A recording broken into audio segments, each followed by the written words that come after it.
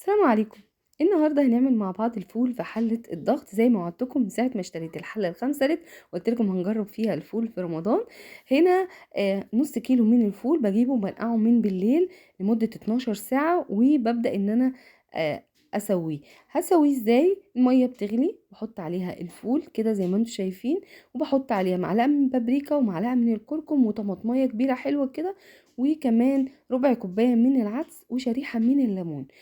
بس كده تقدري تحطي كمان ربع كوبايه من الفول المدشوش، وتقدري تستغني عنها عادي. عملته كده او كده شغال نفس الطريقه، وتشوفي شكل الفول حلو ازاي.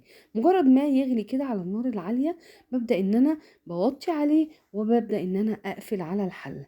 هيستوي في قد ايه؟ الفول ده هيستوي في ساعه ونص. ساعة ونص وهنفتح على الحلة ونشوف شكل الفول عامل ازاي. بقفلها كويس قوي، لازم تقفلي الفول وتهدي النار عليها. عموما في تسوية حلة الضغط على اي حاجة لحوم او الفول لازم توطي عليها بعد ما تقفلي الحلة.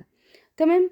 بعد كده بعد الساعة ونص هنرجع ونشوف شكله عامل ازاي. بكون مجهزة بقى ربع كوباية من المية، وبحط فيها معلقة كبيرة من الدقيق، وببدأ ان انا بقلبها كويس قوي قوي كده لحد ما يدوب، وبحطها على الفول. تقدري تحطي كمان نص رغيف من العيش المبلول وتعصريه كويس قوي وتحطيه، برضو تركه حلوة قوي بتخلي قوام مية الفول تقيل. اول ما بنحط مية الدقيق بيربط كده وبيكون وبيتقل على طول كده في وقتها، وبيبقى قوامه حلو. بسيبه بعدها قد ايه بقى؟ بسيبه حوالي 10 دقايق او ربع ساعة. بعد كده بيبقى الفول زبدة زبدة، بمعنى زبدة. متكتريش عن ال10 دقايق او الربع ساعة بعد ما بنحط الدقيق. لو كترتي عن كده الفول هيشيط منك وهيبقى مش حلو، لان دي بتعمل مادة ربط وبيكون تقيل، فبيكون يعني مش هينفع تسيبيه مدة طويلة. هو خلاص كده مدة تسوية الفول حلوة قوي، زبدة بجد، طعمه حلو قوي ولونه جميل. ازاي بقى احافظ على اللون الحلو ده ما يغيرش؟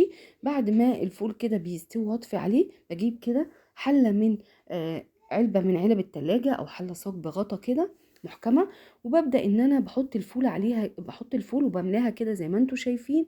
شايفين قوامه هنا؟ بوريكم تقله تحفة بجد. بجيب بقى هنا عشان احافظ على اللون الحلو ده نص ليمونة كده، وببدأ ان انا اعصرها على وش الفول، وكمان حوالي 3 معالق من الزيت، وابدأ كده اوزع الليمون كويس قوي بحيث ان انا اغطي الوش كله، ما اسيبش كده ايه مكان. بيعمل مادة عازلة.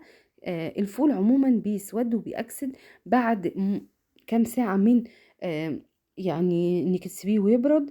اللي يقولك بقى طريقتي والفول ما بيسودش التسوية حلوة، لكن ازاي احافظ عليه بعد ما اطفي عليه النار زي الطريقة دي؟ زي ما انا قلت لكم جربوها بجد، هتلاقي الفول لاخر حباية لونه زي ما هو ما بيغيرش. وادي شكل حلة الضغط. الناس اللي بتخاف تسوي في حلة الضغط الفول وتقول هيتحرق هيشيط، كلام من ده مفيش. شايفين شكل الحلة اهي؟ مفيش حاجة فيها لازقة ابدا، وتحفة، والتسوية فيها جميلة. جربوا الطريقة هتعجبكم قوي. ما تنسوش بقى يا حبايبي تشتركوا في القناة وتفعلوا زر الجرس عشان كل الفيديوهات الجديدة توصل لكم.